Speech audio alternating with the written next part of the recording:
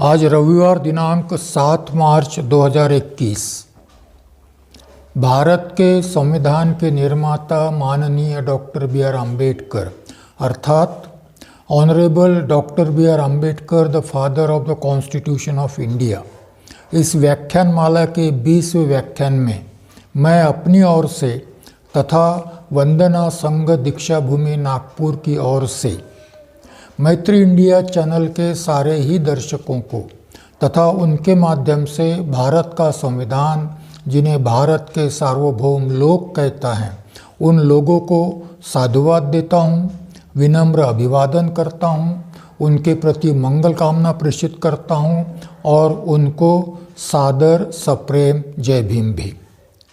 इस 20वें व्याख्यान का विषय है, जैसा कि पिछले 2 व्याख्यानों में मैंने आपको बताया है, आपको जानकारी दी है कि 4 नवंबर 1948 को संविधान मसौदा समिति के अध्यक्ष के नाते माननीय डॉक्टर बी आर अम्बेडकर ने संविधान सभा में संविधान का मसौदा प्रस्तुत किया।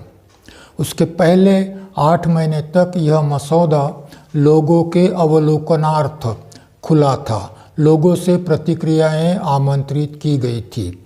उसी के दरमियान माननीय डॉक्टर राजेंद्र प्रसाद, जो संविधान सभा के अध्यक्ष थे, उन्हें एक प्रति मसौदे की दी गई। इसलिए दी गई थी कि आगे चलकर मसौदे पर जो चर्चा होने वाली है उसका एजेंडा वह तय करें।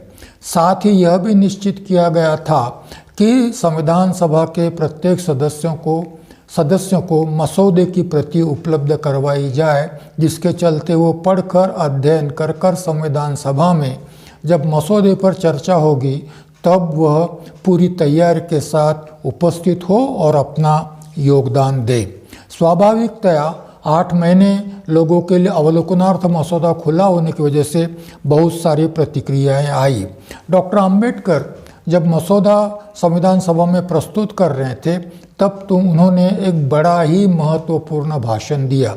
17 दिसंबर 1946 का भाषण जितना महत्वपूर्ण था उससे कई गुना अधिक 4 नवंबर 1948 का भाषण था। अपने अपने महत्व होते हैं भाषण के, वो उस समय प्रासंगिक था, यह मसौदा की प्रस्तुति समय। इस भाषण में डॉक्टर बी आर अम्बेडकर संविधान के मसौदे की विशेषताएं रखते हैं और साथ ही संविधान के मसौदे पर जो आलोचनाएं की गई है उनका भी जवाब देना चाहते हैं।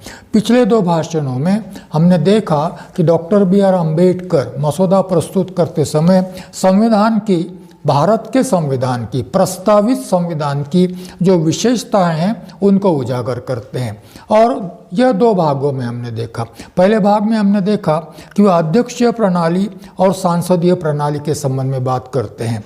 अध्यक्षीय प्रणाली अमेरिका की प्रणाली है, इसको प्रेसिडेंशियल सिस्टम ऑफ गवर्नमेंट कहते हैं, और उनके संविधान को प्रेसिडेंशियल कॉन्स्टिट्यूशन कहते हैं। ब्रिटेन की, इंग्लैंड की जो व्यवस्था है वह है सांसदीय प्रणाली, parliamentary system of government, parliamentary constitution. दोनों में भेद है। भारत ने प्रस्तावित संविधान में, संविधान सभा में जो प्रस्तावित संविधान था उसमें मसौदे में सांसदीय प्रणाली को प्रधानता दी गई।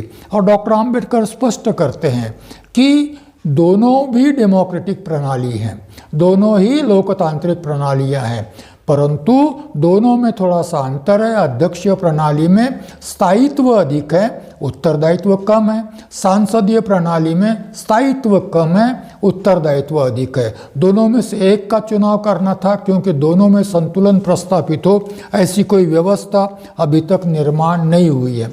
तो डॉक्टर अम्बेडकर कहते हैं कि मसौदा समिति की यह मान्यता थी कि हमें स्थायित्व कम हो तो चल जाएगा, परंतु भारत जैसे देश में हमें उत्तरदायित्व अधिक हो, ऐसी प्रणाली चाहिए। इसलिए उन्होंने सांसदीय प्रणाली का स्वीकार किया। दूसरी विशेषता वो बताते हैं कि कुछ संविधान जो है वो फेडरल कॉन्स्टिट्यूशन से, संघ राज्य के संविधान है, और कुछ संविधान जो दुनिया में उपस्थित है वह एकात्मक एकात्मक राज्य के पुरस्कार करते हैं, यूनिटरी कॉन्स्टिट्यूशन कहा जाता है उसको।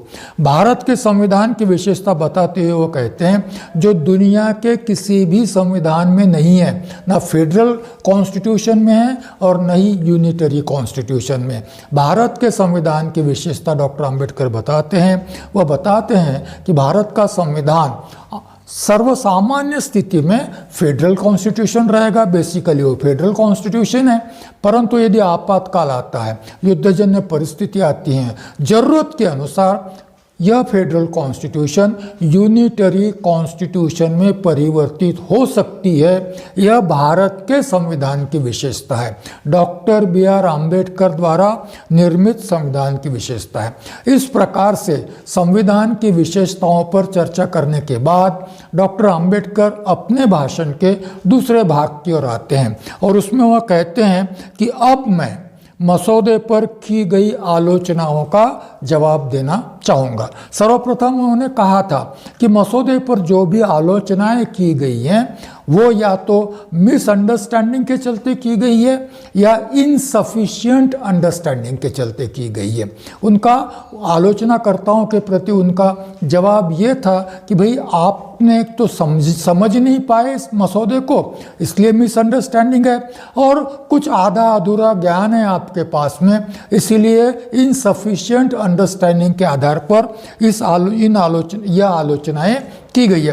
फिर भी डॉक्टर आम्बेडकर यह मानते हैं कि मसौदा समिति के अध्यक्ष के नाते जिस प्रकार से मैंने प्रस्तावित संविधान की विशेषताएं आपको बताई हैं, उसी प्रकार से मेरा यह दायित्व है, मेरी यह जिम्मेदारी है कि मैं आलोचनाओं का जवाब भी दूं, आलोचनाओं के संबंध में भी मैं अपना मत व्यक्त करूं। तो पहली आलोचना जो की गई थी वो पहली आलोचना है कि copy of government of India act 1935। इसका अर्थ यह है कि आलोचक यह कहते हैं कि भाई भारत के प्रस्तावित संविधान में आधा संविधान तो गवर्नमेंट ऑफ इंडिया एक्ट 1935 से कॉपी किया गया है। यह पहली आलोचना है। अब यहाँ पर थोड़ा सा मैं याद दिलवाना चाहूँगा, क्योंकि जब हमने राउंड टेबल कॉन्फ्रेंस पर अपने व्याख्यान दिए थे उस समय मैंने यह भी कहा था कि राउंड टेबल कॉन्फ्रेंस 1932 1930, 31, 32 में जो गोलमेज परिषदें आयोजित की गई थी, वह परिषदें स्वतंत्र मतदार संघ वगैरह जैसे छोटे विषयों के लिए आयोजित नहीं की गई थी। उसका उद्देश्य था कि भारत का संविधान बनाना, क्योंकि भारत को औपनिवेशिक स्वराज्य देने की प्रक्रिया चल रही थी और औपनिवेशिक स्वराज्य देने के चलते भारत का अपना संविधान हो, परंतु ब्रिटिशों का राज था, ब्रिटिशों का शासन था। तो ब्रिटेन के पार्लियामेंट ने निश्चित किया कि हम एक संविधान निर्माण करेंगे और वह संविधान को ही गवर्नमेंट ऑफ इंडिया एक्ट 1935 कहा जाता है, भारत सरकार अधिनियम 1935, जो सही अर्थों में गोलमेज परिषदों की निष्पत्ति थी। और इस गवर्नमेंट ऑफ इंडिया एक्ट 1935 के निर्माण में डॉक्टर आम्बेडकर का बड़ा ही महत्वपूर्ण योगदान रहा है। इसके बारे में हम चर्चा कर चुके हैं और आरोप यह कहा गया प्रस्तावित संविधान पर कि आधे से अधिक हिस्सा तो इस प्रस्तावित संविधान में उस गवर्नमेंट ऑफ इंडिया एक्ट 1935 से लिया है और आधा हिस्सा जो है प्रस्तावित संविधान का वो अलग अलग देशों के संविधानों से लिया गया है, विदेशी संविधानों से लिया गया है। पहला आक्षेप है कि आधा हिस्सा 1935 के एक्ट की कॉपी है और आधा हिस्सा अलग अलग देशों के संविधानों से लिया गया है। मौलिकता का अभाव है, very little of it can claim originality. इसमें मौलिकता कहाँ है, इसमें खुद की क्रिएटिविटी कहाँ है, इसमें डॉक्टर आम्बेडकर ने मसौदा समिति के अध्यक्ष के तौर पर नया क्या दिया है, इसमें नया कुछ भी नहीं है, ऐसा आरोप है। इस एक आलोचना में 3 भाग है। एक तो आधा हिस्सा 1935 के एक्ट का है, दूसरा आधा हिस्सा तो विदेशों के संविधानों से लिया गया है और इसमें मौलिकता कुछ भी नहीं है। डॉक्टर अंबेडकर इसका जवाब देना चाहते हैं और जवाब देने के पहले एक सवाल पूछना चाहते हैं। हम नया संविधान निर्माण कर रहे हैं, भारत के लिए संविधान निर्माण कर रहे हैं, परंतु दुनिया में संविधान के निर्माण का एक इतिहास बना हुआ है। हम नया संविधान जरूर कर रहे हैं भारत के लिए, परंतु इसका अर्थ नहीं कि दुनिया का पहला संविधान निर्माण कर रहे हैं। इसके पहले भी दुनिया में अलग अलग देशों ने अपने अपने संविधानों का निर्माण किया है। हम इतिहास की प्रक्रिया में, इतिहास के कालखंड में उस मुकाम पर पहुंचे हैं कि जहां पर हम लोग 100-150 साल के बाद अपने देश के लिए संविधान निर्माण करने जा रहे हैं। और इस समय डॉक्टर अंबेडकर कहते हैं, whether there can be anything new in the constitution framed at this hour in the history of the world. दुनिया में संविधान के निर्माण का एक इतिहास है और उस इतिहास क्रम में हम अब प्रवेश करने जा रहे हैं। तो इतिहास में प्रवेश करने के इस अवसर पर क्या संविधान में कुछ नया लिखा जाना चाहिए? क्योंकि प्रस्तावित संविधान है, उनका इतिहास है। ऐसी स्थिति में नया क्या चाहते हैं आप लोग? नया क्या चाहते हैं? इसके आगे डॉक्टर अंबेडकर कहते हैं कि विश्व का पहला संविधान करीब करीब 100-125 साल पहले लिखा गया था। तो एक शती का इतिहास है, उससे भी ज़्यादा इतिहास है। और इस प्रकार से जब दुनिया में संविधान निर्माण होते गए तो डेमोक्रेटिक कॉन्स्टिट्यूशन में लोकतांत्रिक संविधान के सिद्धांत क्या होने चाहिए यह प्रस्तावित हो चुका है। लोकतांत्रिक संविधान के सिद्धांत क्या होने चाहिए यह प्रस्तावित हो चुका है और वो परिष्कृत होते गए हैं। इस इतिहास काल में अलग अलग देशों ने जब अपने संविधानों का निर्माण किया तब सिद्धांत कायम रहे, परंतु देश, काल और परिस्थिति के अनुसार वह सिद्धांत परिष्कृत होते गए हैं और संविधानों की रचना होती रही, संविधान बनते रहे, परंतु प्रत्येक नया बनने वाले संविधान ने पिछले संविधान में जो सिद्धांत प्रस्तावित किए गए थे, संविधानों के इतिहास में जो सिद्धांत प्रस्तावित हो चुके थे, उन्हीं को आधार बनाकर अपने अपने संविधानों का निर्माण किया। दूसरे शब्दों में डॉक्टर बी.आर. अम्बेडकर यह कहना चाहते हैं कि लोकतांत्रिक संविधान, डेमोक्रेटिक कॉन्स्टिट्यूशन की बुनियादी बातें क्या होनी चाहिए, बुनियादी सिद्धांत क्या होने चाहिए, बुनियादी तत्व क्या होने चाहिए, फंडामेंटल प्रिंसिपल्स क्या होने चाहिए, यह ऑलरेडी प्रस्तावित हो चुका है। उसमें बहुत अधिक परिवर्तन नहीं हुआ है। इस 100-125 साल के काल में बहुत अधिक परिवर्तन नहीं हुआ, वो प्रस्तावित हो चुके। दुनिया ने उनको स्वीकार कर लिया है, दुनिया ने उन सिद्धांतों को स्वीकार कर लिया है कि लोकतांत्रिक संविधान के मूलभूत सिद्धांत, और अपने अपने संविधानों में उसको शामिल भी कर लिया है। डॉक्टर अंबेडकर क्या प्रस्तावित करना चाहते हैं? भाई, आप नए की अपेक्षा करते हो, आप ओरिजिनलिटी की अपेक्षा करते हो, परंतु जो 100-125 साल से जो सिद्धांत डेमोक्रेटिक कॉन्स्टिट्यूशन के प्रस्तावित हो चुके हैं उसमें नया क्या आ सकता है? किसी भी देश में जब लोकतांत्रिक संविधान बनता है तो फिर हमको पिछले इतिहास के आधार पर ही नई रचना करनी पड़ती है। बुनियाद तो रखी गई है ना, उसी बुनियाद पर हमें मकान बनाना है, तो कुछ परिवर्तन जरूर होंगे, परंतु बुनियादी सिद्धांतों में कोई परिवर्तन नहीं होंगे। संविधान के दायरे में, डेमोक्रेटिक कॉन्स्टिट्यूशन के दायरे में कौन सी बातें आनी चाहिए, कौन से सिद्धांत आने चाहिए, यह पहले ही निश्चित हो चुका है। और इसीलिए अब इतिहास काल में जो भी देश नए संविधान का निर्माण करना चाहते हैं उनको उसी का आधार लेना पड़ेगा।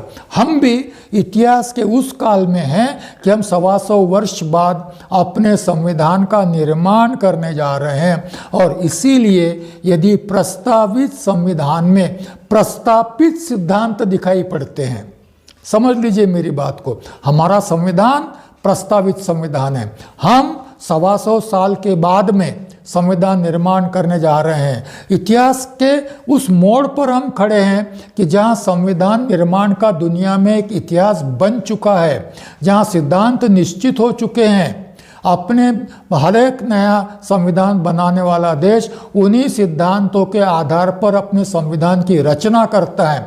ऐसी स्थिति में इस संविधान में भी यदि वह निश्चित सिद्धांत, निर्धारित सिद्धांत, दुनिया ने जिन सिद्धांतों को मान्यता दी है वो सिद्धांत यदि संविधान में दिखते हैं, यह समानता यदि दिखती है, तो यह समानता आप लोगों को स्वीकार करनी पड़ेगी यदि डेमोक्रेटिक कॉन्स्टिट्यूशन बनानी है। तो डेमोक्रेसी के सिद्धांत प्रस्तावित हो चुके हैं। डेमोक्रेसी के सिद्धांत अब तो बदलने वाले नहीं है, जब बदलेंगे तब बदलेंगे, अभी तो नहीं है। तो इसीलिए जब ओरिजिनलिटी की बात की जाती है तो मुझे बड़ा अचरज होता है, मुझे बड़ा आश्चर्य होता है कि प्रस्तावित सिद्धांतों में क्या परिवर्तन चाहती है संसद, ये संविधान सभा। तो इस प्रकार से वह जो भी दिखाई पड़ रहे हैं सिद्धांत प्रस्तावित संविधान है, उसका समर्थन डॉक्टर इस आधार पर कहते हैं कि हम लोग इतिहास के क्रम में 125 साल बाद नया संविधान निर्माण कर रहे हैं और इस समय दुनिया में डेमोक्रेटिक कॉन्स्टिट्यूशन के सिद्धांत प्रस्तावित हो चुके हैं। बहुतांश देशों ने उनको स्वीकार कर लिया है और वही सिद्धांत यदि संविधान में दिखते हैं, प्रस्तावित संविधान में, तो यह समानता निश्चित है, मैं मानता हूँ, परंतु हमें भी उसको स्वीकार करना पड़ेगा। इस युग में इतने विलंब के पश्चात नया संविधान निर्मित होता है तो उसमें निम्न नई बातें कुछ हो सकती है। क्या हो सकती है, इसका उल्लेख डॉक्टर आम्बेडकर कहते हैं। इतिहास के इस मोड़ पर जब भारत अपना संविधान निर्माण करने जा रहा है तो शायद सिद्धांतों में कोई परिवर्तन नहीं हुआ, हम नहीं कर सकते, परंतु फिर भी समय बदलता है, काल बदलता है, देश बदलते हैं, लोग बदलते हैं, परिस्थिति बदलती है। उसके आधार पर नए संविधान में कुछ नई बातें हो सकती है। इस संविधान में भी कुछ नई बातें हैं। इस संविधान में भी कुछ नई बातें क्या हो सकती हैं? दो नई बातें। एक तो इतिहास के काल में यदि पिछले संविधानों में यदि हमें कुछ त्रुटियां नजर आती हैं, होती हैं, नोबडी इज परफेक्ट, बनाए गए संविधान परफेक्ट नहीं है, बनाए गए संविधानों में भी संशोधन होते रहते हैं, संशोधन होते आए हैं। इसका मतलब कोई भी संविधान परफेक्ट नहीं था, परफेक्ट नहीं है और परफेक्ट नहीं होगा, उसमें त्रुटियां जरूर आएंगी। तो जब नया संविधान का निर्माण हम लोग कर रहे हैं तो नए संविधान के निर्माण करते समय पिछले अनुभवों के आधार पर वर्तमान संविधानों में जो त्रुटियां हमें नजर आती है वह त्रुटियां दूर करने का प्रयास हम नया संविधान निर्माण करते समय कर सकते हैं। सिद्धांतों में नहीं, परंतु सिद्धांतों को लागू करने के संबंध में, शासन प्रशासन की व्यवस्था के संबंध में यदि कुछ त्रुटियां नजर आती हैं तो वह त्रुटियां दूर करने का प्रयास अवश्य करना पड़ेगा। दूसरी बात, हर एक देश की अपनी आवश्यकता होती है, हर एक देश के लोग अलग होते हैं, उनके सपने अलग होते हैं। सर्वोच्च न्यायालय एक जगह कहता है कि देश का संविधान यह लोगों की आशा आकांक्षाओं का, भावी समाज के निर्माण का सपना होता है। सर्वोच्च न्यायालय संविधान के संबंध में क्या कहता है? यह देश की आशा, देश के लोगों की आशा आकांक्षा और भावी समाज के निर्माण का सपना होता है। हर एक देश का सपना अलग अलग होता है, हर एक देश के लोग अलग अलग है, हर एक देश की परिस्थिति अलग अलग है और इस अलग लोग, अलग परिस्थिति, अलग सपने, अलग आशा, अलग आकांक्षा, इस आधार पर इनको मूर्त रूप देने के लिए नए संविधान में प्रत्येक देश अपनी आवश्यकता के अनुसार परिवर्तन करता है, प्रस्तावित संविधानों में परिवर्तन करता है। हमारे प्रस्तावित संविधान में भी डॉक्टर आम्बेडकर कहते हैं ये दोनों बातें आपको दिखाई पड़ेगी। हमें जो त्रुटियां महसूस हुई, हमें जो त्रुटियां दिखी उनको दूर करने का प्रयास किया और अपने लोगों की आवश्यकताओं के अनुसार अपने लोगों को जैसा चाहिए वैसा संविधान में संशोधन करने का, संविधान में कुछ नया लिखने का प्रयास भी किया गया है। अब जिन्होंने कहा है कि ये तो नकल है, उसके संबंध में डॉक्टर आम्बेडकर कहते हैं प्रस्तुत प्रस्तावित संविधान को केवल नकल मात्र कहने वालों का संविधान विषयक अध्ययन अपर्याप्त है। Inadequate study of the constitutions, inadequate study of the constitutions. Doctor Ambedkar आलोचनाकर्ताओं पर एक गंभीर आरोप करते हैं कि भाई आलोचना के लिए आलोचना की गई है। इन्होंने ना तो संविधानों का अध्ययन किया है, ना तो संविधानों को देखा है, ऊपरी ऊपरी कुछ पढ़ा होगा और इसीलिए इनका ये जो आरोप है कि यह संविधान, प्रस्तावित संविधान नकल है, यह इनएडिक्वेट स्टडी ऑफ द कॉन्स्टिट्यूशन पर आधारित है। प्रस्तावित संविधान नया क्या है ये मैं बतला चुका हूँ, नया क्या है यह मैं बतला चुका हूँ। जैसा उन्होंने कहा है कि नया क्या है, इसमें नया है यह संविधान फेडरल है परंतु आवश्यकता पड़ने पर यूनिटरी भी हो सकता है, आवश्यकता पड़ने पर यूनिटरी भी हो सकता है। इसके बाद भी यदि कोई आलोचक ये कहते हैं कि यह तो केवल नकल है, तो मैं यह मानता हूँ कि इट इज़ वो इनएडिक्वेट स्टडी ऑफ द कॉन्स्टिट्यूशन पर आधारित है। पर्याप्त अध्ययन नहीं करने का यह परिणाम है कि इस प्रकार की आलोचनाएं की जाती है। अब सवाल आता है कि मसौदे में भारत सरकार अधिनियम का एक अच्छा खासा अंश मसौदे में रखा गया है, प्रस्तावित संविधान में रखा गया है। तो इसका जवाब देते हुए डॉक्टर आम्बेडकर कहते हैं कि हाँ, मैं मानता हूं कि इसमें गवर्नमेंट ऑफ इंडिया एक्ट 1935 का बहुत सारा अंश लिया गया है, परंतु क्यों लिया गया है इसका स्पष्टीकरण मैं देना चाहूँगा। डॉक्टर आम्बेडकर कहते हैं कि मैंने लिया है परंतु इसके लिए मैं क्षमायाचना नहीं करूँगा, इसके लिए मैं क्षमा प्रार्थी नहीं हूँ और नहीं इसमें मुझे लज्जा का अनुभव होता है, क्योंकि पिछले अनुभव से सीखना अच्छी बात होती है। पिछले अनुभव से सीखना यह शून्यता का लक्षण है। सारे ही अनुभव नए से हमने लेने लग जाए तो दुनिया जहाँ है वहीं खड़ी रहेगी, आगे नहीं बढ़ेगी।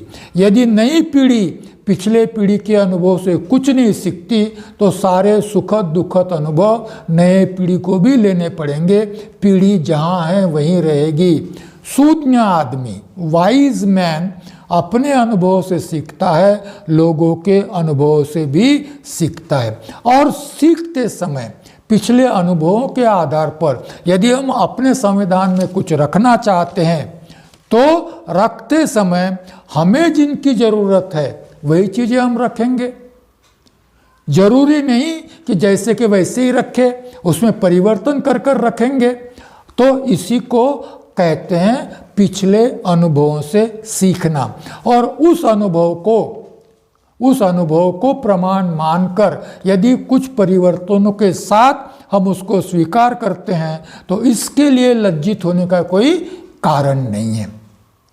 भाई पीढ़ियाँ सीखती हैं, देश सीखते हैं, हम भी बहुत कुछ दूसरे देशों से सीख रहे हैं। सिर्फ संविधान निर्माण की बात क्यों करते हो? डेमोक्रेसी कहाँ से आई? बुद्ध का काल छोड़ दीजिए डेमोक्रेसी का, अब क्यों डेमोक्रेसी की बात करते हैं? हम कहाँ से आई? ये डेमोक्रेसी, आधुनिक जो डेमोक्रेसी है ये तो विदेशी से आई है ना, इंग्लैंड अमेरिका से आ रही है ना। उसके बारे में यदि हम लज्जित नहीं है तो दूसरे देशों के संविधानों से या 1935 के एक्ट से कुछ लिया हमने तो उसके लिए लज्जित होने की कोई बात नहीं। और क्या यह साहित्य है? 35 का एक्ट साहित्यिक चोरी बुरी बात मानी जाती है, परंतु दूसरों के संविधान से, दूसरों के कानूनों से, दूसरों के न्याय निर्णयों से कुछ सीखना, इसमें लज्जित होने जैसी कोई बात नहीं।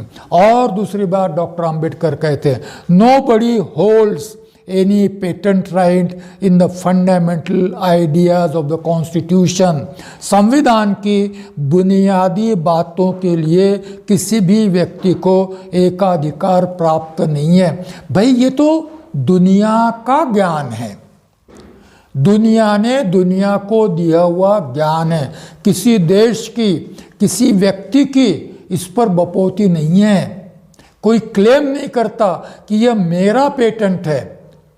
विज्ञान में हो सकता है, परंतु पॉलिटिकल साइंस में ऐसा कोई पेटेंट नहीं होता है कि यह डेमोक्रेसी का सिद्धांत मैंने प्रस्तापित किया है और मेरे सिवा, मेरी अनुमति के सिवा इसका उपयोग और कोई नहीं कर सकेगा। 1935 का एक्ट हो या उसके पहले के डेमोक्रेटिक संविधान हो, जो भी संविधान है, इंग्लैंड के संविधान से हमने कुछ लिया होगा, अमेरिका के संविधान से लिया होगा, दुनिया के अलग अलग देशों के संविधान से लिया होगा, तो इसके संबंध में किसी का पेटेंट नहीं है। मैं यहाँ एक बात बताना चाहता हूँ, भारत का संविधान 1946 से लेकर तो 1950 तक निर्माण हुआ, 26 जनवरी 1950 को लागू हुआ। उसके बाद में जिन देशों में लोकतंत्र आया, उन्होंने भारत के संविधान से भी बहुत कुछ लिया है जिसका हमें गर्व होता है। उदाहरण के तौर पर दक्षिण अफ्रीका, नेल्सन मंडेला ने जब उसको गोरों के शासन से मुक्त कर गोरे और काले दोनों समान हैं, इस आधार पर डेमोक्रेटिक कॉन्स्टिट्यूशन बनाई, तो भारत के संविधान का प्रीएम्बल जैसे के वैसे दक्षिण अफ्रीका के संविधान में आया है। 2008 में जब नेपाल राजेशाही को खत्म कर किंग को खत्म कर लोकशाही देश बन गया, डेमोक्रेटिक देश बन गया, और जब नया संविधान लिखा गया तो उन्होंने भी भारत के संविधान से बहुत कुछ लिया है।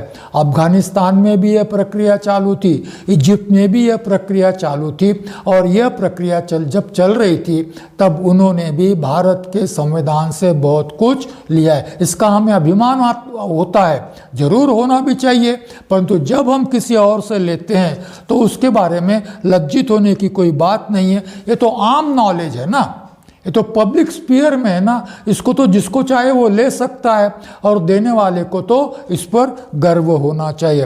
What I am sorry to say, मैं खेद भी प्रदर्शित करता हूं। किसके लिए? भारत सरकार अधिनियम relates mostly to the details of the administration. क्या लिया हमने? गवर्नमेंट ऑफ इंडिया एक्ट 35 से क्या लिया हमने वहाँ के उस कानून से हमने गवर्नमेंट ऑफ इंडिया एक्ट 1934 से क्या लिया? डिटेल्स ऑफ द एडमिनिस्ट्रेशन लिए। डेमोक्रेसी के सिद्धांत नहीं लिए हमने वहाँ से, क्योंकि वहाँ डेमोक्रेसी के सिद्धांत बहुत कम है। वह तो औपनिवेशिक राज्य का स्वराज्य बनने वाला संविधान बना हुआ है, तो हमने एडमिनिस्ट्रेटिव डिटेल्स, प्रशासकीय बातें उसमें से लिए, और बहुतांश प्रावधान प्रशासन से संबंधित है। मैं तो चाहता था, डॉक्टर अंबेडकर कहते हैं, संविधान समिति चाहती थी कि प्रशासन संबंधी बातें संविधान में नहीं आनी चाहिए। किसी भी और देश के संविधान में प्रशासन संबंधी बातें नहीं है। मैं भी चाहता था कि यह बातें संविधान में नहीं आनी चाहिए, परंतु संविधान मसौदा समिति ने बहुत सोचा कि इसको नहीं समाविष्ट करने का कोई मार्ग हो सकता है, कोई उपाय हो सकता है। बड़े खेद की बात है कि संविधान मसौदा समिति को ऐसा कोई मार्ग नहीं दिखाई पड़ा, ऐसा कोई रास्ता नहीं सूझा कि जिसके चलते यह प्रशासनिक बातें संविधान में नहीं रखना संभव होता। इसके लिए खेद है, क्योंकि समय की आवश्यकता है, ज़रूरत है, इसके लिए यह बातें रखनी पड़ी। और इस पर डॉक्टर अंबेडकर विस्तार से कहते हैं, मुझे प्रसन्नता होती यदि मैं यह टाल सकता था। क्या? 1935 के कानून से प्रशासनिक बातें संविधान में समाविष्ट करना यदि मैं टाल सकता था तो मुझे प्रसन्नता होती, परंतु परिस्थिति अपने देश की ऐसी है कि मैं इसको टाल नहीं सकता था और इसीलिए इनको शामिल करना पड़ा। क्यों शामिल करना पड़ा, अब उसका विवरण आगे देखिए, बड़े विस्तार से डॉक्टर अंबेडकर कहते हैं। और यहाँ पर प्रसिद्ध ग्रीक इतिहासवेत्ता ग्रोट को कोट करते हो और कहते हैं पहली बार डॉक्टर अंबेडकर उल्लेख करते हैं संवैधानिक नैतिकता का। यह संवैधानिक नैतिकता की बात ग्रोट ने कही है।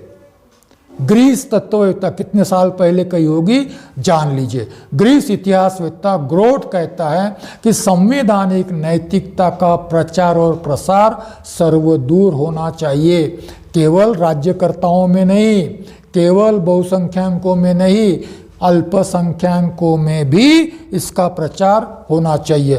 क्योंकि शांतिपूर्ण शासन चाहिए, कानून का शासन चाहिए, स्वतंत्र शासन चाहिए, लोकहित का शासन चाहिए, तो उस समाज में संवैधानिक नैतिकता का होना अनिवार्य है।